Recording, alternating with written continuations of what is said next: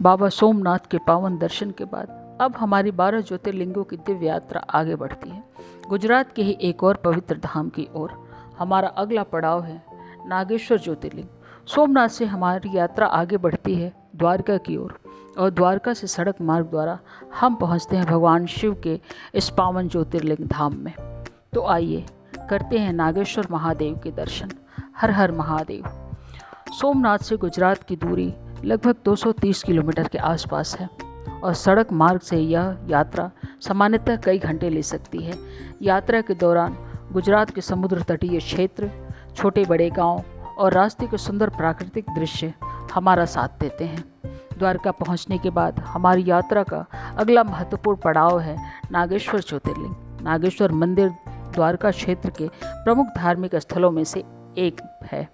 नागेश्वर मंदिर के परिसर में प्रवेश करते ही वातावरण में भक्ति और शांति का अनुभव होने लगता है। मंदिर की वास्तुकला, श्रद्धालुओं की आस्था और भगवान शिव के जयकारों से पूरा वातावरण भक्तिमय दिखाई देता है। यहाँ आने वाले श्रद्धालु भगवान नागेश्वर के दर्शन करते हैं और अपने जीवन से भय, नकारात्मकता और परेशानियों को दूर करने की प्रार्थना करते हैं। मान्यता है कि भगवान शिव अपने भक्तों की रक्षा करने वाले देवता हैं और उनकी भक्ति मनुष्य को भीतर से मजबूत बनाती है। नागेश्वर ज्योतिर्लिंग भगवान शिव के 12 ज्योतिर्लिंगों में से एक माना जाता है। नागेश्वर नाम का संबंध भगवान शिव के नागों से जुड़े स्वरूप से माना जाता है। नागेश्वर से जुड़ी प्रसिद्ध कथा में एक भक्त और भगवान शिव की कृपा का वर्णन मिलता है। इस कथा का प्रमुख संदेश है कि जब भक्त सच्चे मन से भगवान शिव की शरण में जाता है तो महादेव उसकी रक्षा करते हैं। यही कारण है कि नागेश्वर महादेव को श्रद्धालु भय और संकट से मुक्ति देने वाले भगवान के रूप में भी श्रद्धा से स्मरण करते हैं। नागेश्वर धाम का एक प्रमुख आकर्षण है भगवान शिव की विशाल प्रतिमा।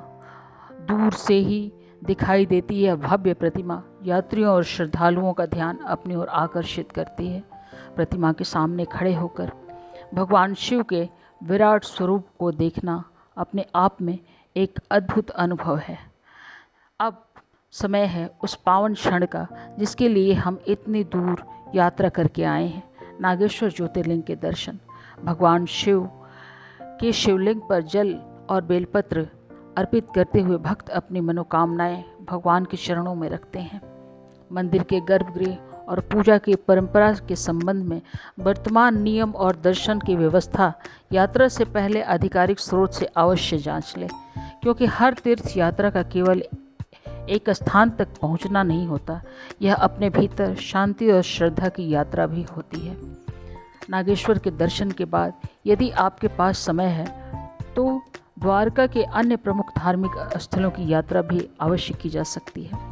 द्वारका की पवित्र भूमि, समुद्र का किनारा और यहाँ के मंदिर इस यात्रा को और भी विशेष बना देते हैं।